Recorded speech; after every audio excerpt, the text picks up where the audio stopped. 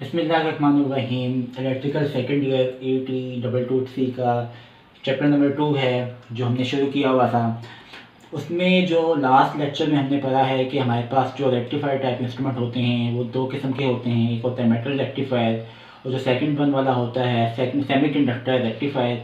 Metal rectifier पे last lecture में हमने कवर किया है। आज हमने पढ़ना है कि जो सेकंड जो इसकी टाइप है वो क्या है, सेमीकंडक्टर रेक्टिफायर।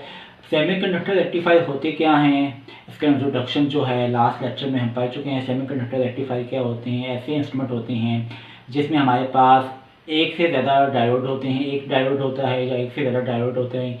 और इसका जो मकसद होता है वो क्या होता है, एसी को पल्सेटिंग डीसी में कन्वर्ट करना। ठीक है, ये हमारे पास एसी आ रही है, अगर इसको हमने पल्सेटिंग डीसी में कन्वर्ट करना है उसके लिए हमारे पास क्या होगा, रेक्टिफायर लगा हुआ होगा। ठीक है, तो एसी रेक्टिफायर का काम क्या होता है कि जो हमारे पास एसी आ रही होती है उसको पल्सेटिंग डीसी में कन्वर्ट करना। ठीक है, अब पल्सेटिंग डीसी में कन्वर्ट करने के लिए हमारे पास क्या होता है कि जो सेमीकंडक्टर रेक्टिफायर होते हैं उसके दो टाइप्स होते हैं।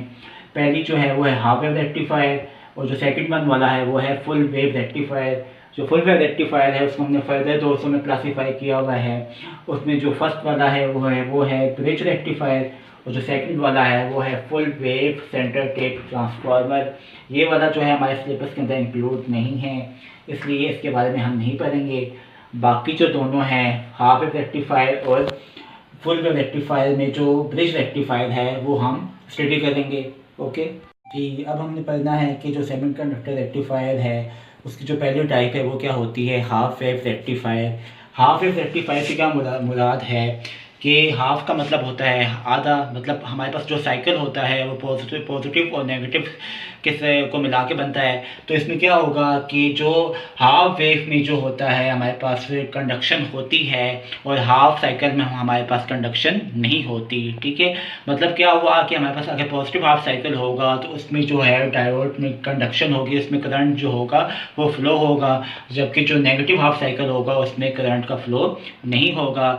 क्योंकि हमें पता है कि हमारे पास जब डायोड फॉरवर्ड बाइस होता है तो हमारे पास जो करंट होता है वो फ्लो होता है, जब रिवर्स बाइस होता है तो करंट का फ्लो नहीं होता। फॉर एग्जांपल इस डायग्राम को हम बताते हैं, ये हमने डायोड लगाया हुआ है, ये हमारे पास मसामत लगी हुई है कि दो टर्मिनल हैं इसके एक्स और वाई। ये हमारे पास लगा हुआ है PMMC। PMMC से क्या बनता है, परमानेंट मैग्नेटिक मूविंग कॉइल होता है। ठीक है, जब हमने x को पॉजिटिव दिया और y को हमने नेगेटिव दिया तो फिर क्या होगा, हम इनपुट के ऊपर दे रहे हैं, ये हमारे पास इनपुट है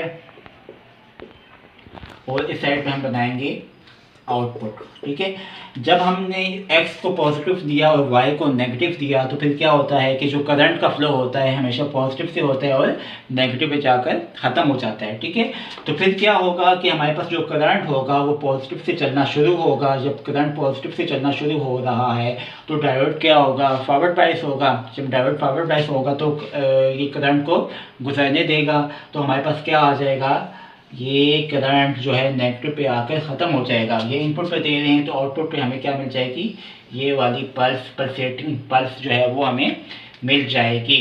ठीक है, और जब हमने इसको नेगेटिव किया और इसको हमने क्या किया, पॉजिटिव दिया, तो फिर क्या होगा, करंट पॉजिटिव से हमेशा चलता है, ये हम नेगेटिव हाफ साइकिल चला रहे हैं। ठीक है, अब करंट जो होगा पॉजिटिव से चलना शुरू होगा, पॉजिटिव से चलना शुरू हुआ तो क्या होगा कि डायोड क्या होगा, रिवर्स बाइस होगा। जब डायोड रिवर्स बाइस होगा तो करंट फ्लो नहीं करेगा और हमारे पास कोई भी पल्स या कोई भी वेव फॉर्म नहीं आएगी। ठीक है, अब ये दोबारा पॉजिटिव हो जाएगा और ये क्या हो जाएगा, नेगेटिव हो जाएगा। तो फिर क्या होगा, डायोड फॉरवर्ड बाइस होगा, करंट का फ्लो है वो होगा और हमारे पास जो वेव फॉर्म होगी वो इस शक्ल की आएगी। ठीक है, सिमिलरली क्या होगा, अगला जो नेगेटिव हाफ साइकिल होगा उसमें करंट का फ्लो नहीं होगा क्योंकि डायोड जो होगा वो क्या होगा, रिवर्स बाइस होगा। तो हमारे पास जो वेव फॉर्म हो है वो इस शक्ल में आ जाएगी। ठीक है, अब हाफ वेव रेक्टिफायर का आपको क्लियर हो गया है कि ऐसा रेक्टिफायर होता है जिसमें पॉजिटिव हाफ साइकिल में कंडक्शन होती है, जबकि नेगेटिव हाफ साइकिल जो होता है इसमें कंडक्शन नहीं होती। फिर पॉजिटिव हाफ साइकिल है उसमें कंडक्शन हो रही है और नेगेटिव हाफ साइकिल में कंडक्शन नहीं हो रही। तो ये क्या है हमारे पास, ये है हमारे पास हाफ वेव रेक्टिफायर। जी अब हमने पढ़ना है full wave bridge rectifier. Full wave bridge rectifier में हमारे पास क्या होते हैं, ये 4 डायोड लगे हुए होते हैं, ठीक है। और इसमें एक साइकिल में, पॉजिटिव हाफ साइकिल में 2 डायोड फॉरवर्ड बायस होते हैं, और जो डायोड जो होते हैं वो ऐसा रिवर्स बायस काम कर रहे होते हैं।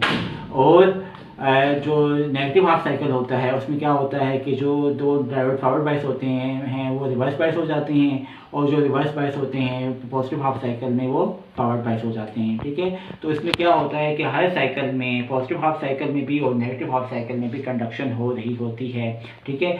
मतलब क्या होता है कि एसी जो होता है वो पल्सेटिंग डीसी में कन्वर्ट हो रहा होता है। ये इसको हमने ब्रिज की शक्ल में बनाया हुआ है, ये ब्रिज की शेप होती है। 4 डायोड लगे हुए हैं, D1, D2, D3, D4, ठीक है। ये हमने PMMC मीटर लगाया हुआ है। PMMC मीटर जो होता है, जब करंट फ्लो कर रहा होगा तो इसमें क्या आ रही होगी, डिफ्लेक्शन आ रही होगी, और जब करंट फ्लो नहीं करेगा तो जो मीटर होता है या PMMC मीटर होता है वो सिफर के ऊपर ही रहेगा, ठीक है। अब हम क्या करते हैं कि पहले x को हमने पॉजिटिव दे दिया और y को हमने नेगेटिव दे दिया, तो फिर क्या होगा, करंट का फ्लो होता है पॉजिटिव से नेगेटिव की तरफ, तो करंट चलना शुरू होगा इधर से। तो जब इस साइड पे आएगा तो D4 जो होगा वो क्या होगा, रिवर्स बायस होगा, करंट जो होगा इस साइड पर नहीं जाएगा, क्योंकि जो इस साइड पर जो डायोड की जो मज़ामत होगी वो क्या होगी, बहुत ज़्यादा होगी। जब डायोड की मज़ामत बहुत ज़्यादा होगी तो करंट इस साइड पर नहीं जाएगा, तो करंट कहाँ पर जाएगा, D1 की तरफ जाएगा। D1 से होकर फिर इसके बाद D2 की तरफ भी करंट नहीं जाएगा, क्योंकि ये क्या है, ये हमारे पास क्या है, रिवर्स बायस है। तो करंट जो होगा इधर से गुजर कर D3 की तरफ जाएगा और इधर से वो बायर नेगेटिव की तरफ बायर आ जाएगा, ठीक है। तो इसमें क्या आपको पता चल रहा है कि हमारे पास जो 2 डायोड हैं D1 और D3 जो होता है फॉरवर्ड बायस होता है, जबकि D2 और D4 क्या होते हैं, रिवर्स बायस होते हैं। वही मैंने लिखा हुआ है कि पॉजिटिव हाफ साइकिल में डायोड D1 और D3 जो होगा वो क्या होंगे, फॉरवर्ड बायस होंगे, जबकि D2 और जो D4 होंगे वो क्या होंगे, रिवर्स बायस होंगे। इनपुट पे हम ये दे रहे हैं तो आउटपुट पे हमें क्या मिल जाएगा, ये मिल जाएगा। D1 की ये पल्स है और ये हमारे पास D3 की पल्स है, ठीक है, वेवफॉर्म आ रही है। अब हमने क्या करना है कि जो हमने पॉजिटिव किया था उसको हमने नेगेटिव कर देना है, और जो नेगेटिव है वो क्या हो जाएगा, पॉजिटिव हो जाएगा। जब ऐसे होगा तो करंट का फ्लो कहाँ पे जाएगा, करंट का फ्लो होगा D2 और D4। जो D2 और D4 होंगे वो क्या हो जाएंगे, फॉरवर्ड बायस हो जाएंगे, जबकि D1 और D3 जो होंगे वो क्या हो जाएंगे, रिवर्स बायस हो जाएंगे, ठीक है। तो हमारे पास जो वेव फॉर्म आएगी वो किस फॉर्म में आएगी, इस फॉर्म में आ जाएगी। जब दोनों इन वेव फॉर्म को हम कंबाइन करेंगे तो हमारे पास जो टोटल आउटपुट आएगी वो इस फॉर्म में आएगी। इससे क्या पता चल रहा है कि हर साइकिल में, पॉजिटिव हाफ साइकिल में भी कंडक्शन हो रही है और नेगेटिव हाफ साइकिल में भी कंडक्शन हो रही है, ठीक है। मतलब क्या है कि हमारे पास जो दोनों साइकिल हैं उसमें एक पॉजिटिव हाफ साइकिल में हमारे पास जो 2 डायोड हैं वो क्या हैं, फॉरवर्ड बायस हैं, जबकि नेगेटिव हाफ साइकिल में जो 2 डायोड हैं, जो नेगेटिव जो फॉरवर्ड बायस हैं वो क्या हो जाएंगे, रिवर्स बायस हो जाएंगे, और जो रिवर्स बायस होंगे वो क्या हो जाएंगे, फॉरवर्ड बायस हो जाएंगे। तो इसमें हमारे पास हर साइकिल में, पॉजिटिव हाफ साइकिल में भी कंडक्शन होगी और नेगेटिव हाफ साइकिल में भी कंडक्शन होगी, और जो टोटल आउटपुट हमें मिलेगी वो इस फॉर्म में मिलेगी। ये हमारे पास क्या हो गया है, full wave bridge rectifier, okay.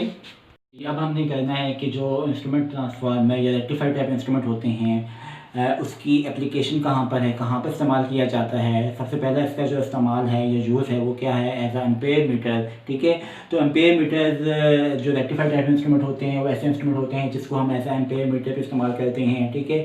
और अगर हमने इसकी रेंज को इंक्रीज़ करना है तो उसके लिए हम इंस्ट्रूमेंट ट्रांसफार्मर जो होते हैं वो इस्तेमाल करते हैं। तो सेकंड इसका जो यूजेस होता है, जो इस्तेमाल होता है वो होता है एज अ वोल्ट मीटर, मतलब वोल्टेज की पैमाइश करने के लिए, ठीक है। लेकिन क्या होता है कि बहुत कम वोल्टेज के लिए जो होती है इसकी जो स्केल होती है वो क्या होती है, नॉन लीनियर होती है। नॉन लीनियर से क्या मुराद है, ऐसी स्केल होती है जिसमें जो लाइनों के दरमियान में जो फासला होता है वो बराबर नहीं होता। उसको लीनियर बनाने के लिए हम क्या करते हैं कि स्टेप अप ट्रांसफार्मर जो होता है वो इस्तेमाल करते हैं। स्टेप अप ट्रांसफार्मर की मतलब वजह से जो है स्केल हमारा जो होता है वो लीनियर हो जाता है। ठीक है, उसके बाद जो अगला टॉपिक है वो है कि जो रेक्टिफाइड टाइप इंस्ट्रूमेंट होते हैं उसके फ़ायदे कौन से होते हैं, नुकसान कौन से होते हैं, आपके बुक्स में लिखे हुए हैं। फ़ायदा क्या होता है, एज आ AC और एज आ DC इस्तेमाल किया जाता है, बहुत ज़्यादा फ्रिक्वेंसी के ऊपर भी ये ऑपरेट हो सकता है, पावर कंजप्शन जो होती है वो इसकी क्या होती है, बहुत कम होती है।